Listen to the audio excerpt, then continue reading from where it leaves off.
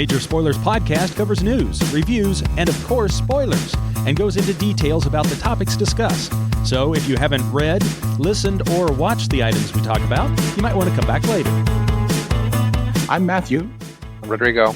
And I'm Steven, and you're listening to the Major Spoilers podcast, the podcast for pop culture and comic fans just like you.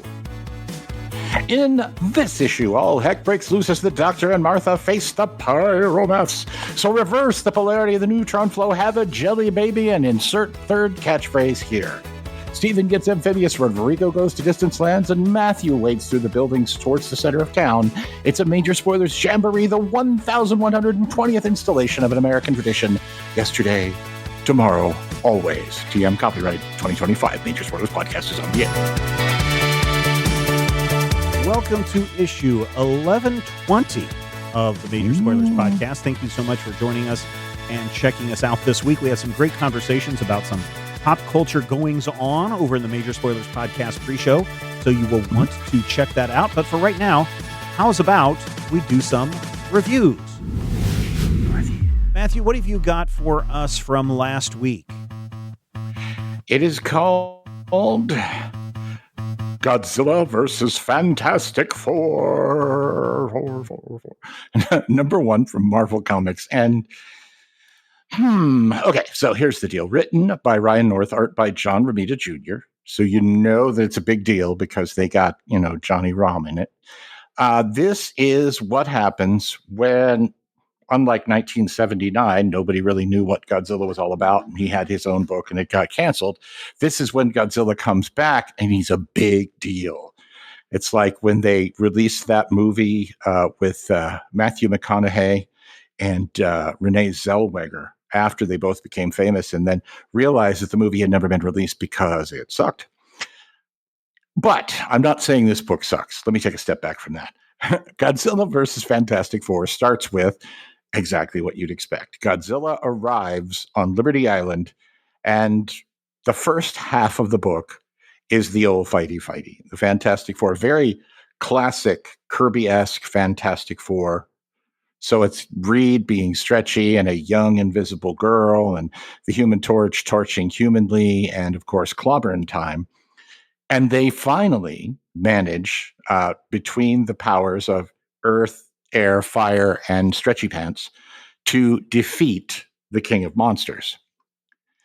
At which point the bad news arrives, and that bad news is the new Herald of Galactus, King Ghidorah.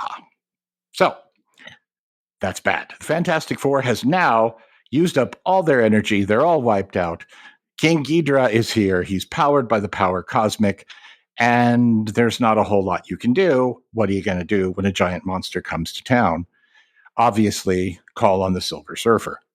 Now, I don't want to spoil this story, but I do have to say something that I think will give you a hint of what's going on in here in a way that will make you understand what I like about this. And it goes like this.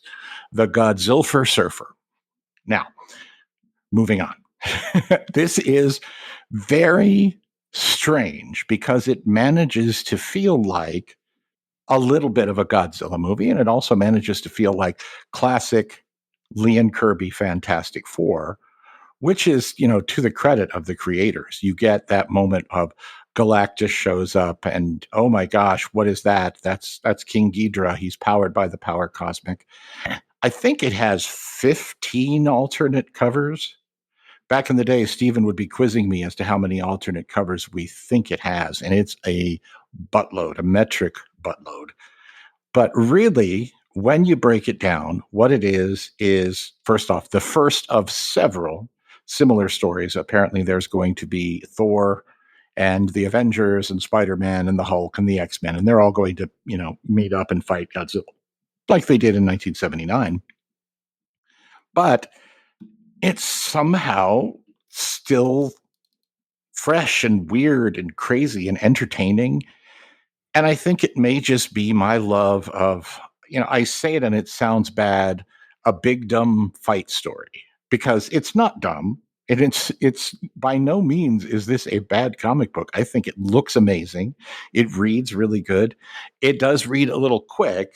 as many, cover to cover fight sequences do, but everything about it is a really well done classic combination of two things. When you have Batman versus the Predator, or if you have Tarzan meets the Fantastic Four, if you're like Popeye meets Judge Dredd, whatever it is, you have to be able to honor the reality of each character. And of course, a giant monster showing up to try and eat the earth, that works perfectly in the Marvel Universe. And it also allows Godzilla to do his Godzilla thing where I'm going to say it, he's a superhero. Godzilla is one of the weirder, off-brand, crazy, you'd never really think about it. But if you actually break down the stories, Godzilla's a superhero. So this is kind of the classic meet, then fight, then figure out, oh, we need to unite against a greater foe. And honestly, you can't beat that. 4 slices of meatloaf for Godzilla versus Fantastic Four, number one. It honors Lee and Kirby. It honors, John Romita's dad. It honors, the Ishinomori productions and everything that was done. Even that movie that came to America and for some reason had to have Raymond Burr in it. And I like that. I'm good with that. They call it the Battle of the Century. The century is 25 years old. I feel like there's other battles to be had, but it is a good comic book, and I say pick it up. Does Godzilla put on his Nikes and do any slam dunks or anything like that? No, but he does go squeonk. Okay.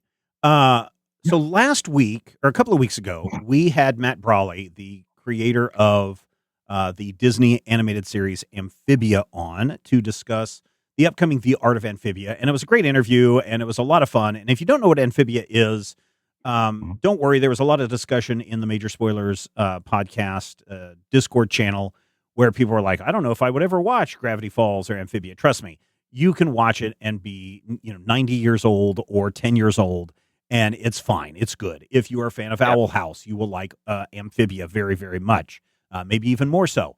But The Art of Amphibia came out last week, and I was waiting for them. They were going to send me a physical copy.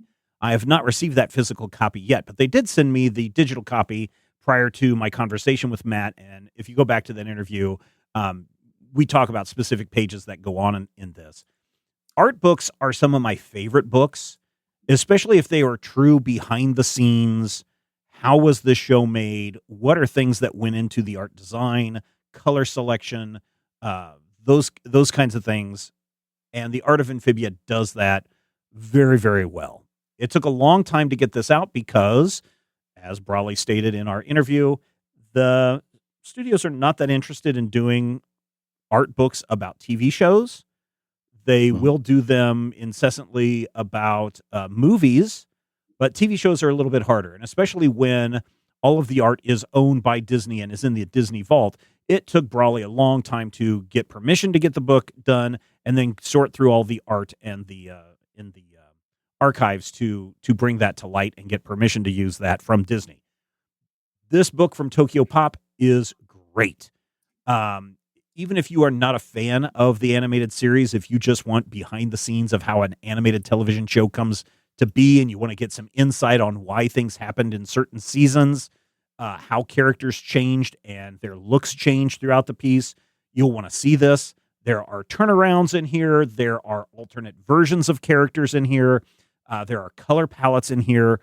This is a beautiful, gorgeous book. It is $50, which I think it's well earned. Any book like that where you've got so much art is worth it. So it's out now. You can pick it up via our Amazon link. In fact, I think our Amazon link shows it as coming out like yesterday or something like that. But definitely go check this out. The Art of Amphibia from Tokyopop. I'm giving it a solid 5 out of 5 stars, not because I'm a fan of the show, but just because of how well this book is put together with all of the archive material from the show. So there you go. Speaking of animated series, Rodrigo, let's jump ahead to next week. And I had to go back and double check because at one point, Oni Press was like, oh, this is embargoed until such and such a date. But the mailer that I got on Friday didn't say anything about embargoes. So let her rip on Adventure Time, Best of Buds. Adventure Time. Best of Buds #1. Come on, grab your friends. Yeah.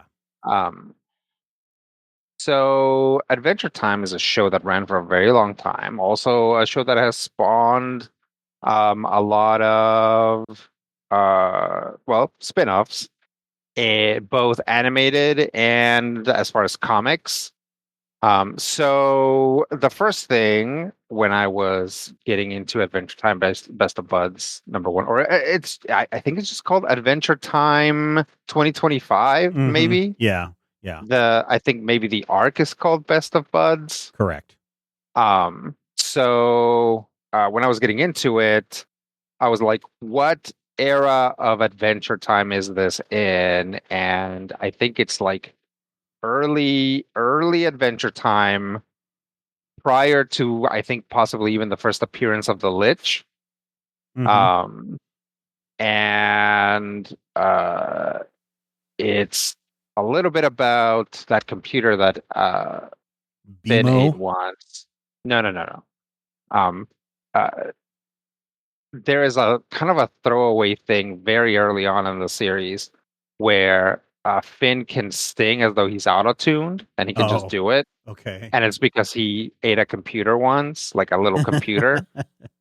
And so that comes back and becomes a thing. So that's interesting. It's also weird because there's a computer princess, and she like immediately analyzes the Ice King's crown and tells them what it is, which is like just an immense revelation as far as like the series went. Like when we figure out what the deal with the Ice King is, it's like it's like heartbreaking, right? Mhm. So I'm like, so she just tells them this? Like, does this actually happen? Is this supposed to be happening like in between the episodes of the show? So I was a little thrown off by that. Then again, she only tells Finn and Jake, and those guys don't pay attention. So maybe it's entirely possible that because she tells them that it doesn't matter because they weren't listening. Uh, it's very Adventure Time. It feels like Adventure Time. You can hear the voice actors when they're talking. Oh, Um, yeah. if you thought that Godzilla versus the Fantastic Four had a lot of covers, I will pit Adventure Time #1 against that because it has a lot of covers. There's some like Ghibli references, lots of Adventure Time references too. So you can pick, if you decide to pick this up, you can pick which cover you like the best. There are seriously like 8 at least. Yeah, there are. So just to follow up, Mhm. Godzilla versus the Fantastic Four has 10 covers. Adventure Time #1 has 12 covers, but 2 of those I kind of discount because they're sketch covers, which are just blank covers that you're supposed to take to conventions I'll and take get, the sure. and get John Romita, or no, I'm sorry, I was going to say John Romita Jr. That's the Godzilla book, but get Derek Ballard to do a sketch on the cover for you. Although it would be kind of funny if you took it to John Romita Jr. Right, and he did a Finn and just like a really rectangular fin. yeah. So I might those be are those thinking of two. John Sr. So either 2 up or tied, depending on how you view the sketch variants. Well, what I'm saying is, lucky you, listener, you get 21 covers out of 3 books. They have Unless the Art of Amphibia has a dust jacket, in which case you might be up to 21. Yeah. Or 22. So I will say this: the one that you probably want to get, dear listener, is the infinite interlocking cover. In that, I don't think this is a wraparound color. I think cover. I think it's actually going to continue over the next couple of issues to the point, but by the time they're done with the arc, all of the interconnecting covers end up wrapping back around to the first issue, and so it becomes just this infinite scroll of the same cover again and again and again and again. Nice. It's pretty cool. We've got a animated GIF of that over on the Major Spoilers website for people to check out. Bottom line, Rodrigo? I'm going to give it 3 slices of meatloaf. Maybe lower than I would normally go, but I'm trying to ascertain Adventure Time canonicity and temporal structure. I will say it does have a backup tree trunks story, so if you're into that, then it's pretty charming. Very cool. You can find these reviews and much more over on majorspoilers.com. You can find links in the show notes if you would like to buy these via the Amazon affiliate link that we have. Every time you use the affiliate link over at majorspoilers.com to buy something, we get a little bit back. And it doesn't just have to be comic books. If you want to go over there and buy a big screen TV or a $5,000 camera or whatever, use that affiliate link and throw a little extra money our way. We haven't had a poll of the week in a long, long time, but there is a poll of the week channel over on the Major Spoilers Discord server, which you can join absolutely free. But the poll of the week this week, Texura asks, what is your signature meal? What is your signature meal, Matthew? It's the best thing that you make. Oh, my lasagna, absolutely. I actually have an old family recipe for lasagna, which is awesome because my mother's family is Swedish on her father's side and Scots-Irish on her mother's side. And my father's family is reputedly Ashkenazi all the way down, and either that or turtles. But it's my lasagna, and the secret is in the sauce. Yeah, it's made of people. No, that's my Soylent Green. I only bring that to Thanksgiving. Okay, I was hoping you would say more about your sauce, but Rodrigo, what is your signature meal? I make fajitas whenever I have the ingredients around. And I also have a super secret family recipe, which is mostly using mustard to bond all the ingredients, just like regular yellow mustard. It actually turns out pretty good. Yeah. Mustard is already has lots of seasonings and vinegar and stuff in it, I think. And so, you throw it in with onions, mushrooms, cilantro, whatever else you have. Some onion powder, some garlic powder, and that's it. You don't need much more than that. And then you can cook pork chops like that. You can cook, strip steak kind of stuff like that, or chicken. Barbecue uses a lot of yellow mustard a lot. Yeah, you warm up some tortillas and you eat that, and you will be a happy person. Yeah. I think my signature meal has to be a steak.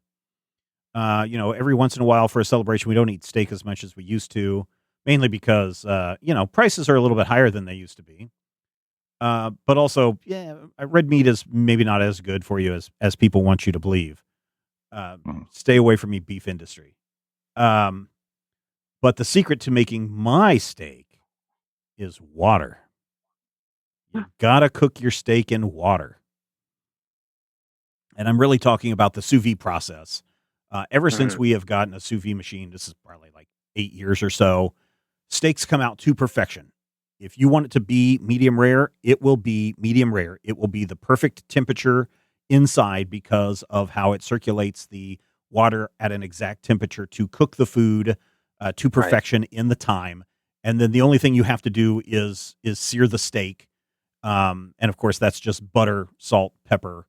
That's it. You don't need anything else. And you don't really even need the salt and pepper except for the prep for when you're prepping the steak for the sous vide. And it's great. It's pretty laid back. You don't have to worry about accidentally overcooking or charring something by accident. And it is the juiciest steak you'll ever eat. It is so good. And then combine that with my mashed potatoes. The secret is keep the skins on and mash them potatoes. And throw in some asparagus on the side. And that is a signature meal that we have on the holidays. Do you have a signature meal, dear listener? Well, there's a link in the show notes to our Discord server, specifically the poll of the week, so that you can jump in there and share your signature meal, like Valderog, who says ham sandwich, or Lammy, who says chicken risotto, or Chili says Cosmo PlayStation memory card. Dear listeners, get over there right now and share your signature meal. I'm so happy that there are so many people that support this show and all the shows in the Major Spoilers Podcast Network. Hey, here is your chance to be one of the superheroes by going over to patreon.com/Major Spoilers right now, signing up for a silver level membership, $5 a month. That keeps this show and all the shows going in the Major Spoilers Podcast Network that we lovingly call Major Spoilers Plus. If everyone else is putting a plus in front of their name, we will also put a plus at the end of our name. And $5 a month is all we're asking. I know that there are many, many, many, many of you who are listening right now who are not patrons, but $5 a month is not a big ask. And you get a bunch of bonus content. You get the Major Spoilers Podcast pre-show. This week, we talk about some Spider-Man announcements that were made. We talk about movie theaters. We talk about Zaslav. And so much more. And that's what you get. You get 4 bonus episodes a month, anywhere from 20 to 30 minutes. I think today went like 30 minutes or so, sometimes longer, as part of that membership. And when you become a patron today, like today when you're listening to this, because you're going to go and click on patreon.com/Major Spoilers, sign up for that membership, you get access not to next week's. You don't have to wait till next week to get the pre-show. You get access to thousands of hours of bonus content that you cannot hear, nor will you hear anywhere else. So what are you waiting for? Be a hero, support the show, patreon.com/Major Spoilers. This week on the show, we are finally getting around to Doctor Who Once Upon a Time Lord. Now, this is a book that we were supposed to read all the way back in 2022. Yeah. But 2023. But because it kept getting, the show that it was scheduled on kept getting bumped, or we had people sick, or we had kids' things to deal with, we kept bumping it for 2 years. And now finally, we are able to take a look at Dan Slott's first foray into writing Doctor Who.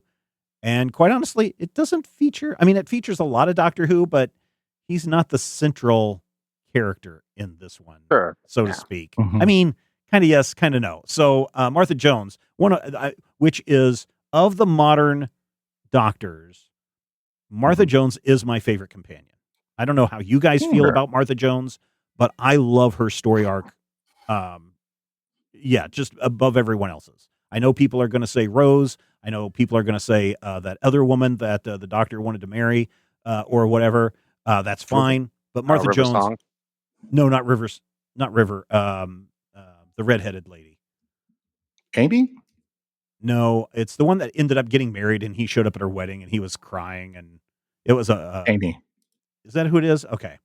But Martha Jones is definitely my favorite companion. So to see her in here and kind of take the lead in this story is kind of fun. The villains, definitely. The villains, okay, I guess they're interesting villains in that throughout history, the pyromeths bring fire to civilization, but at the same time, they will steal you and make you tell them stories because they need stories to feed themselves so that they can survive. And that they'll kidnap you. And if you don't tell a good story, they throw you off the edge of a cliff. And by accident, Martha Jones gets kidnapped by the pyromeths and is forced to tell them a story. And so we spend, I think it's 4 issues of Martha telling them a story about the Doctor looking for the greatest artifact in the universe. This is what, if you watch the show, they call a Doctor Light episode. They do them, a couple of times a year, and it's mostly to ease up the shooting schedule on the primary character. So, you'll see an episode like the classic one, of course, is the one where the whole thing is about Elton and his group of Doctor Who fanboys and how his girlfriend, Moaning Myrtle, gets turned into a pavestone. But I love this because I feel like Martha never gets her due. I feel like modern Who fans really kind of poo-poo Martha. And I'm not saying I'm not saying it's racism. I'm just saying that when you routinely put the highest profile, character of color at the bottom of your list, I'm not sure you're saying what I think you're saying, but Ten and Martha are a great combination because mostly they avoid the whole romance thing that can be so overwhelming in modern Doctor Who. And I really do like the idea of Martha being the central figure, Martha having to, figure things out and do her own thing.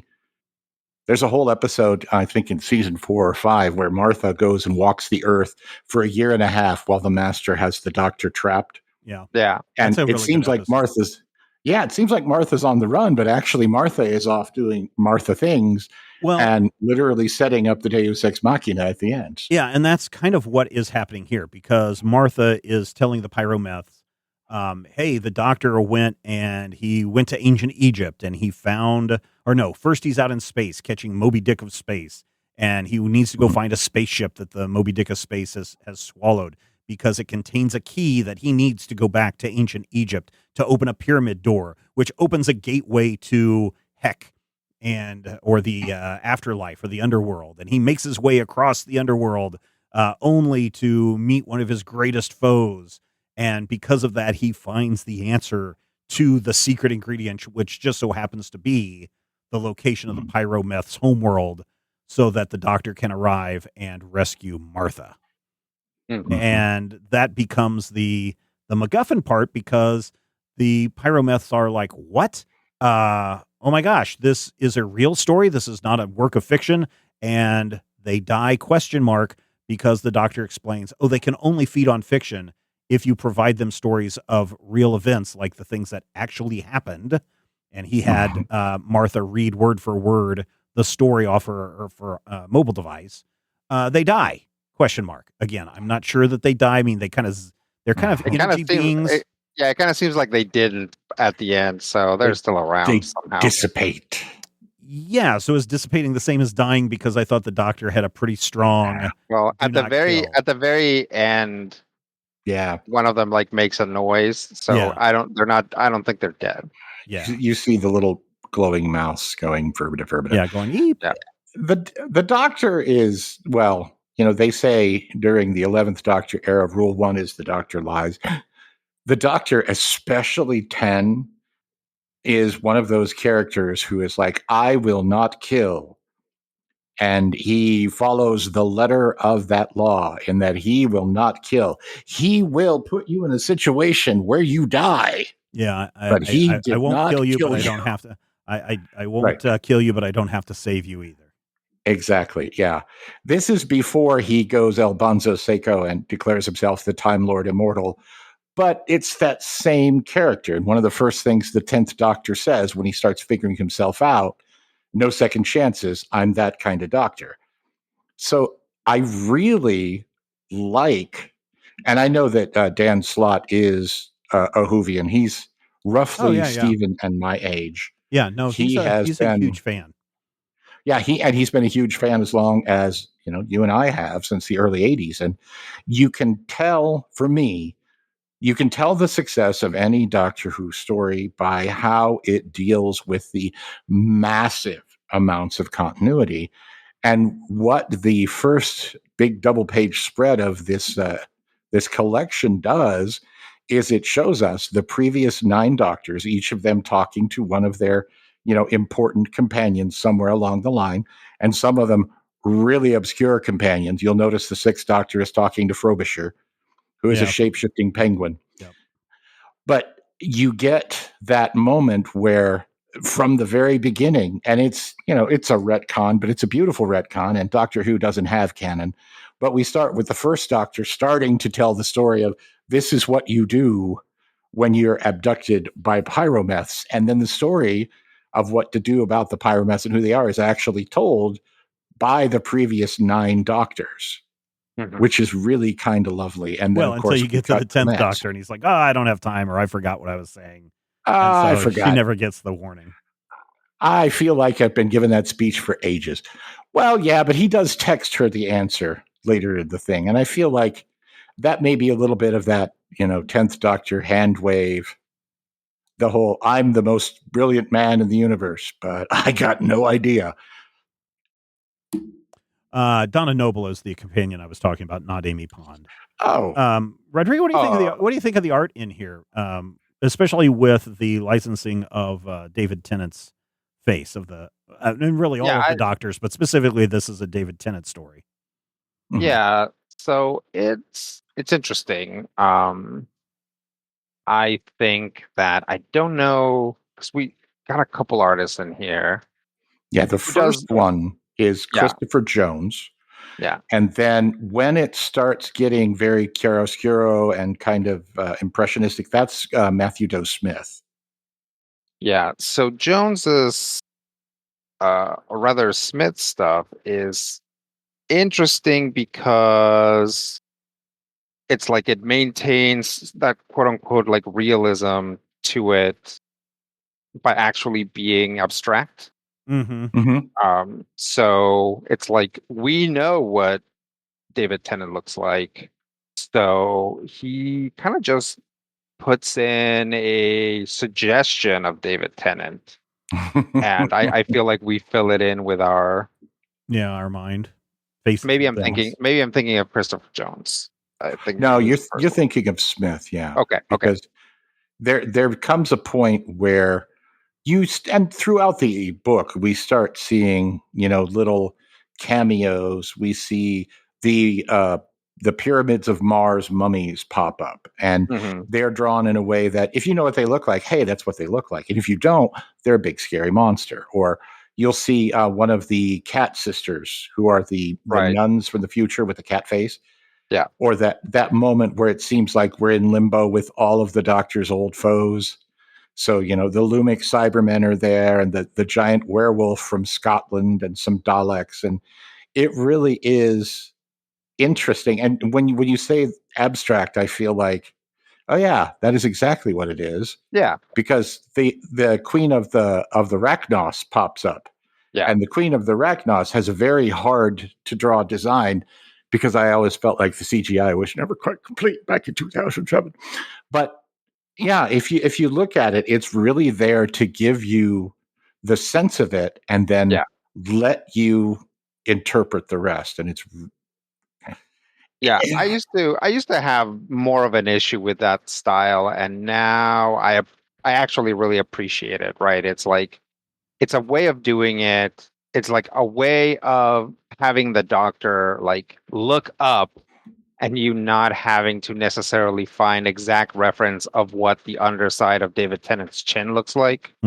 Like it's like we're rolling with it. It's like this is like maybe it doesn't look exactly like him at this exact panel, but it doesn't have to look exactly like him. We know who he is. We recognize the haircut. Let's move on. Yeah. I thought the art was fine. I didn't really have a problem with it. I do kind of like that you don't have to draw everybody exactly on model, whether that be the Doctor or Martha or any of the the Doctor's villains, because you know the shape is iconic, or that the way that they're talking is iconic, and even if you've not seen the episode that they're referencing, you get what's going on. So I was fine overall with the art. I kind of like the idea of what the pyromeths are. They're not my favorite villain. They're definitely a villain of the week that has, in my opinion, zero potential to come back again. Well, they facilitate. Yeah, they have a hook. Yeah. That makes this story pop, and if you bring them back, let's say you created a creature who was a statue that didn't move when you looked at it. You couldn't bring that back over and over because you just have diminishing returns. Yeah, not And it without would violating the initial premise, certainly. exactly. And at the point where you're like, what if I did just like a giant statue? You're just like, well, why not just throw the whole premise out the wall and call it something different? Yeah. But and so I think would I think the pyromyths don't. I think they're a done in one, a villain of the week, and I'm fine with that. And Doctor Who should have more of those. I agree. I don't think everything has to be, the Ood creatures, because they showed up more than once in the series, and it's like, well, they really only had one purpose, and that was to die helping the Doctor in that one episode, and so he has guilt over that. Beyond the TV show, which, growing up in the 80s, it was on all the time. I mean, there was not a time when there wasn't a Doctor Who on PBS, and they were running them as a single episode for me, and so that was like 2 hours, like basically a movie of the week, as opposed to the 20-minute shorts that some PBS stations ran. I think my wife said that for her it was the 20 or 30-minute versions where you get the whole story told over the course of a week. But for me, I could just wake up Saturday morning and watch it on videotape. But the other thing that I like about Doctor Who was always going out and tracking down a Doctor Who comic book featuring Frobisher or, some other companion that didn't get a lot of FaceTime on screen, or a Doctor who didn't even get a lot of FaceTime on screen. And seeing those characters and those versions of the Doctor live in other media. So that could be a prose book or a comic book or whatever else. And I always enjoyed those as a kid as well, because I remember at least once or twice a year, I was always finding some Doctor Who book that was not an adaptation of one of the episodes, but something new, and being able to read that and enjoy it for what it is. So with Doctor Who, Once Upon a Time Lord, I kind of got that feeling again. Oh, here's a story that's a story in between the story that features characters and the Doctor that I really, really like. And it's not something we would have seen on television. And that, I think, makes this book a little bit more special than saying, oh, we're adapting, Martha Walks to Washington, or whatever that episode was. So yeah, I dig it from that aspect of Doctor Who. I don't know what you guys thought of the story, or if you have good thoughts or bad thoughts about the story. As far as big kind of reunion-y specials go, I feel like this one is pretty effortless in the way that it pulls everything together. And while I would normally be a little bugged by going from very clean, very intentionally legible, maybe even overly legible graphics that we see at the beginning, that the sequence with the 10 doctors is drawn with everybody but Christopher Eccleston pretty much on model, and everybody looking like they're supposed to look. And then as we start popping into the story that Martha's telling, that's when Smith's art comes in. So it honestly feels like the comparison, that switch back and forth, kind of supports it. So at the beginning, I'm like, okay, this feels like the Doctor Who story that you pick up if you're a casual fan, and you can go, even I remember that. I like that. And the way that the story is structured and the way the art switches back and forth really worked for me, especially the moment when, oh, these things are happening and Martha's going to get eaten. Oh, no, she's not, because the other artist is back and he's brought the Doctor with him. Yeah. How'd the story work for you, Rodrigo? I thought it was okay. Honestly, the story is, to me, weakest when we start seeing like the classic Doctor Who villains, like when the Cybermen and the Daleks and stuff show up. Yeah. Prior to that, it's pretty tight, right? And it's like it's all over the place and it's jostling you around, but there's a reason for that. And so when you read the whole thing and you, like, in retrospect, you look at what was going on and you're like, yeah, this actually, like, it's a good little story, right? And again, I feel like when it's telling you that story and having the Doctor interact with people directly, It's stronger than, anytime that we're like, hey, remember that episode of New Who, right? So it's like, but I thought it was good. Yeah. I like Dan Slott as a writer a lot. Um, and I know that there was a lot of hype surrounding him writing Doctor Who. I think this is one of the first projects he worked on after he broke his exclusive contract with Marvel. And I know that there was a lot of hype beyond this, but I'm not sure that the Joe average fan of comic books picked this book up. Maybe they did. I don't know. It just felt like Dan Slott's writing Doctor Who. Dan Slott's writing Doctor Who. Dan Slott's writing Doctor Who. Hey guys, you remember that Dan Slott wrote Doctor Who, right? That's kind of how it felt, at least on the PR side from everything I was seeing, is that they made a lot of hype about it. And then it kind of came and went and no one seemed to talk about it. I think that this is a fine story. I don't know if I would say this is probably a typical Dan Slott writing style. I don't think this is a knock it out of the ballpark, nor do I think that this is the worst thing he's ever written. But I like this story. I enjoyed it mainly because it's got of the current Doctors, my favorite current Doctor and my favorite companion in a story together. And it's written by Dan Slott, who's a writer that I appreciate. So I like this story a lot more than I thought I was going to. And so I would tell people, yeah, go check it out. If you are a fan of Doctor Who and you know a little bit more of the lore than just whatever the most recent Christmas special is, then I think you will probably enjoy this story a lot. It does get into the nerdiness of the Doctor, but I think a lot of that stuff can just be hand waved as it's not important to the story. The story is the story. Final recommendations from you, Matthew. I would say definitely pick it up. If you have an appreciation of comics, I think that this will work for you.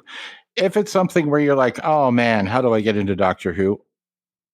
This might, depending on your tolerance for, a tsunami of things that you might have to look up. Like for me, if I didn't know anything about Doctor Who and I picked up this book, I would be, researching for the next month.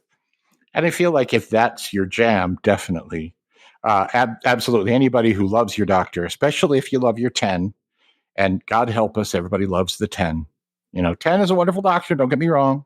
There are 14 other guys out there, but, 10 is a wonderful Doctor. Gets to come back and be 14 as well, just because he's super special. But, that's David. David is awesome. Yeah, definitely. This is a pick it up on site if you like Doctor Who.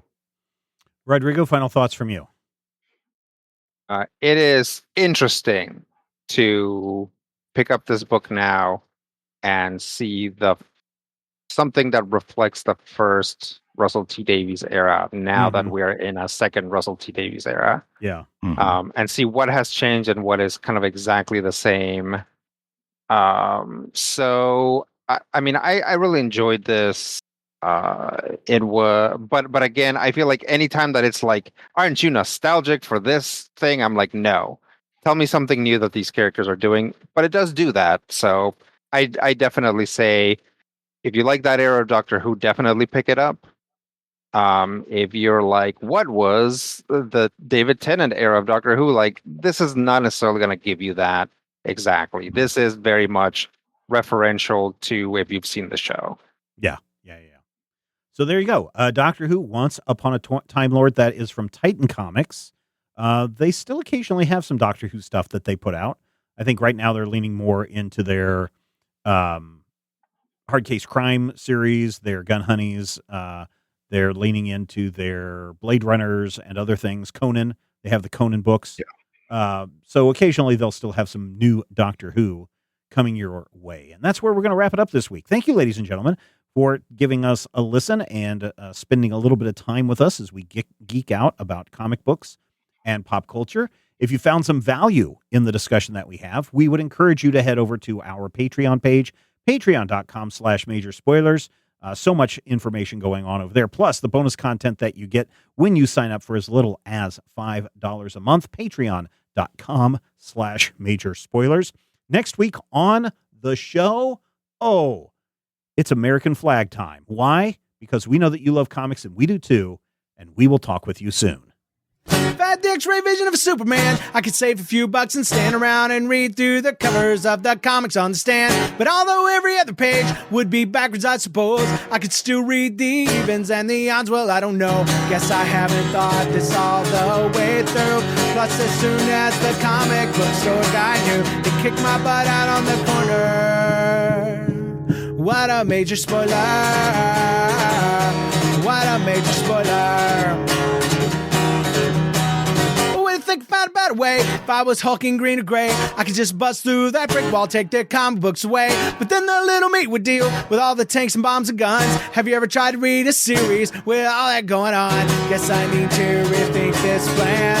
How would I back and board my comics with such huge hands? Guess I already told ya. What a major spoiler. What a major spoiler. Yeah, yeah, yeah. What a major spoiler. What a major spoiler. If I'm Stark Raven, rich like a man of iron, I might not be surprised to find that I might actually have the hard code to follow an entire storyline. But would I really even need to read up on all those escapades? I mean, who needs such distractions when your sister's such a babe? But the downside is such a beast, being shot up in a fun bee in the Middle East with a gang sign throwing soldier. What a major spoiler. What a major spoiler. Yeah, yeah, yeah. What a major spoiler. Whoa, whoa, whoa, whoa. What a major spoiler. This podcast is copyright 2025 by Major Spoilers Entertainment, LLC.